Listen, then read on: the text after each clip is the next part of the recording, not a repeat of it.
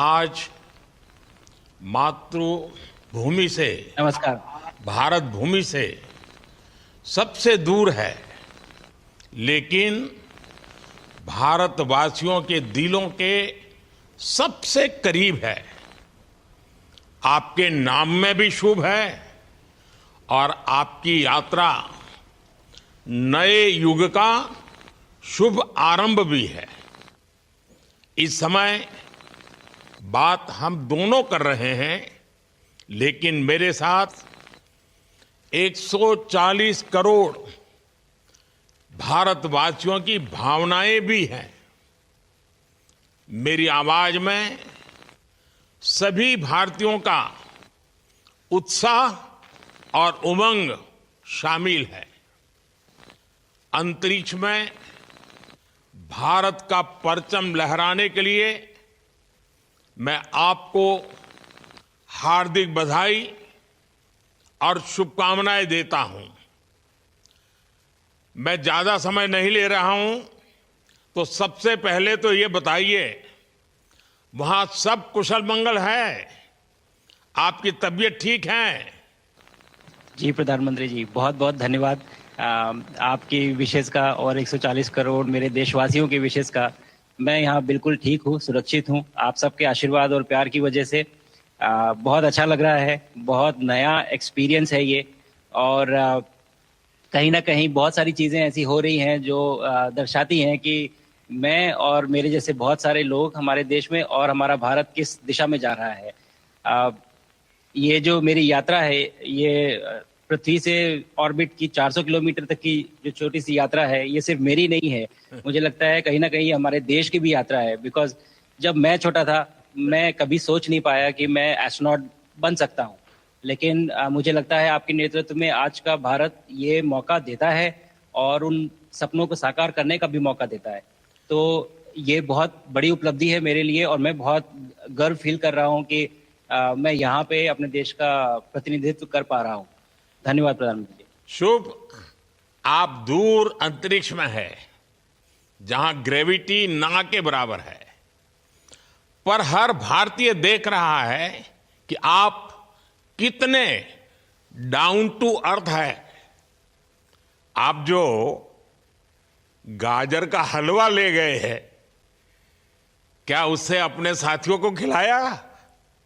जी प्रधानमंत्री जी, ये कुछ चीज़ें मैं अपने देश की खाने की लेके आया था, जैसे गाजर का हलवा, मूंग दाल का हलवा और आमरस। और मैं चाहता था कि ये बाकी भी जो मेरे साथी हैं, बाकी देशों से जो आए हैं, वो भी इसका स्वाद लें और चखें। जो भारत का जो रिच कुलिनरी हमारा जो हेरिटेज है, उसका एक्सपीरियंस लें। तो हम सभी ने बैठ के इसका स्वाद लिया साथ में, और सबको बहुत पसंद आया। उत्सुक हैं कि कब वो नीचे आएंगे और हमारे देश आए और इनका स्वाद ले सके हमारे साथ। शुभ। परिक्रमा करना भारत की सदियों पुरानी परंपरा है।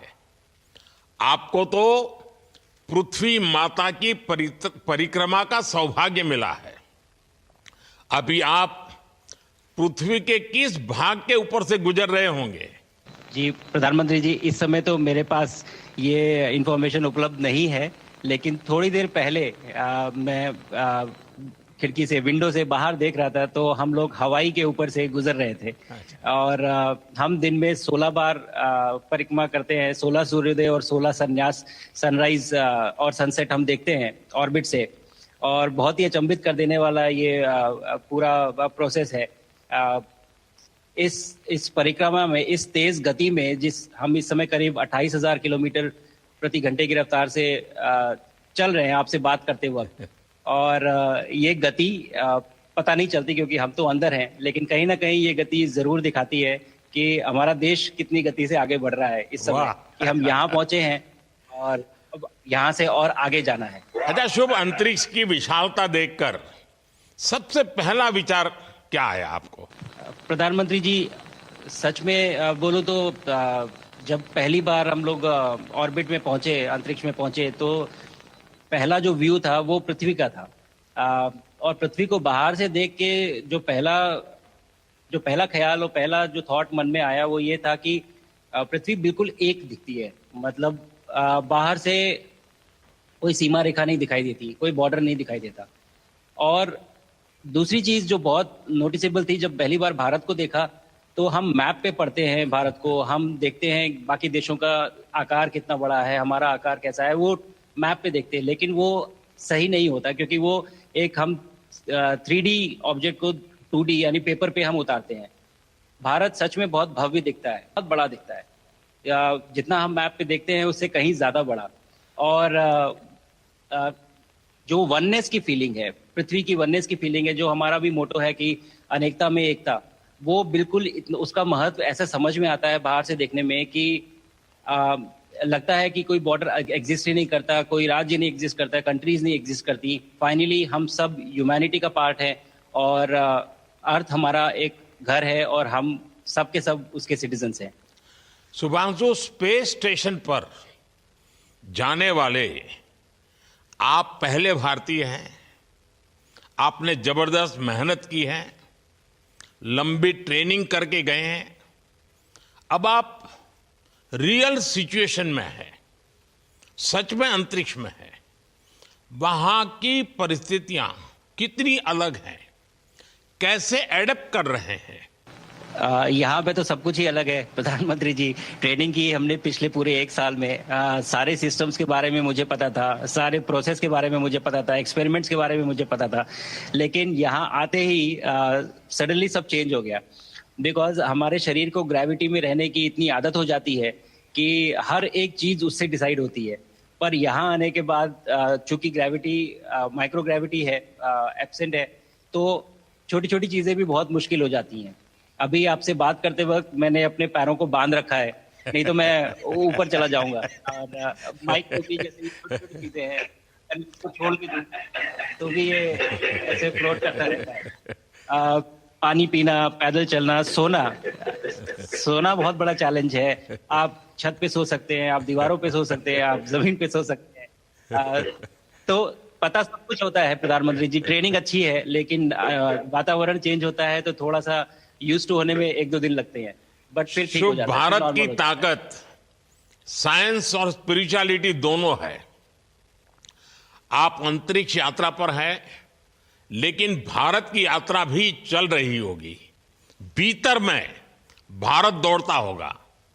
क्या उस माहौल में मेडिटेशन और माइंडफुलनेस का लाभ भी मिलता है क्या? जी प्रधानमंत्री जी, मैं बिल्कुल सहमत हूँ।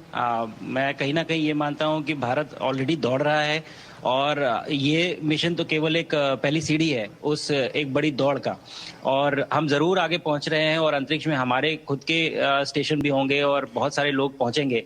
और माइंडफुलनेस का भी बहुत फर्क पड़ता है।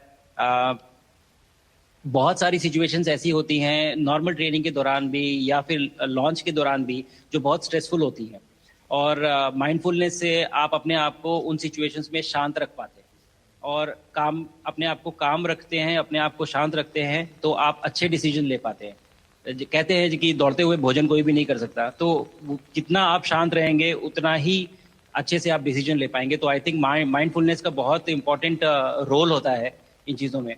तो दोनों चीज़ें अगर साथ में एक प्रैक्टिस की जाएं तो ऐसे एक चैलेंजिंग एनवायरनमेंट में या चैलेंजिंग वातावरण में मुझे लगता है ये बहुत ही यूजफुल होंगी और बहुत जल्दी लोगों को अडेप्ट करने में मदद करेंगी। आप अंतरिक्ष में कई एक्सपेरिमेंट कर रहे हैं, क्या कोई ऐसा एक्सपेरिमेंट है जो आने वाले समय में एग्रीकल्चर या हेल्थ सेक्टर को फायदा पहुंचाएगा? जी प्रधानमंत्री जी, मैं बहुत गर्व से कह सकता हूं कि पहली बार भारतीय वैज्ञानिकों ने 7 यूनिक एक्सपेरिमेंट्स डिजाइन किए, जो कि मैं अपने साथ स्टेशन पे लेके आया हूं। और पहला एक्सपेरिमेंट जो मैं करने वाला हूं, जो कि आज ही के दिन में शेड्यूल्ड है, वो है स्टेम सेल्स के ऊपर। अंतरिक्ष में आने से क्या होता है कि ग्रेविटी चूंकि एब्सेंट होती है तो लोड खत्म हो जाता है, तो मसल लॉस होता है। तो जो मेरा एक्सपेरिमेंट है वो ये देख रहा है कि क्या कोई सप्लीमेंट दे के हम इस मसल लॉस को रोक सकते हैं या फिर डिले कर सकते हैं। इसका डायरेक्ट इम्प्लीकेशन धरती पे भी है कि जिन लोगों का मसल लॉस होता है ओल्ड एज की वजह से, तो उनके ऊपर ये सप्लीमेंट्स यूज किए जा सकते हैं। तो मुझे लगता है कि ये डेफिनेटली वहाँ यूज हो सकता है। साथ ही साथ जो दूसरा एक्सपेरिमेंट है वो माइक्रो एल्गी की ग्रोथ के ऊपर। ये माइक्रो एल्गी बहुत छोटे होते हैं लेकिन बहुत न्यूट्रिशियस होते हैं।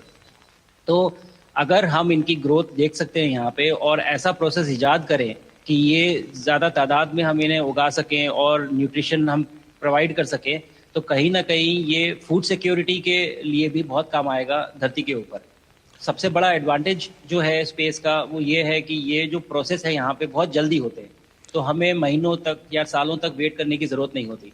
तो इसलिए यहाँ के जो शुभांशु, रिजल्ट चंद्रयान की सफलता के बाद देश के बच्चों में, युवाओं में विज्ञान को लेकर एक नई रुचि पैदा हुई। अंतरिक्ष को एक्सप्लोर करने का जज्बा बढ़ा। अब आपकी ये ऐतिहासिक यात्रा उस संकल्प को और मजबूती दे रही है। आज बच्चे सिर्फ आसमान नहीं देखते, वे यह सोचते हैं मैं भी वहां पहुंच सकता हूं। यही सोच, यही भावना हमारे भविष्य के स्पेस मिशंस की असली बुनियाद है। आप भारत की युवा पीढ़ी को क्या मैसेज देंगे? प्रधानमंत्री जी, अगर मैं अपने युवाओं पीढ़ी को आज कोई मैसेज देना चाहूंगा तो पहले ये बताऊंगा कि भारत जिस दिशा में जा रहा है, हमने बहुत बोल्ड और बहुत ऊंचे सपने देखे हैं और उन सपनों को पूरा करने के लिए हमें आप सबकी ज़रूरत है।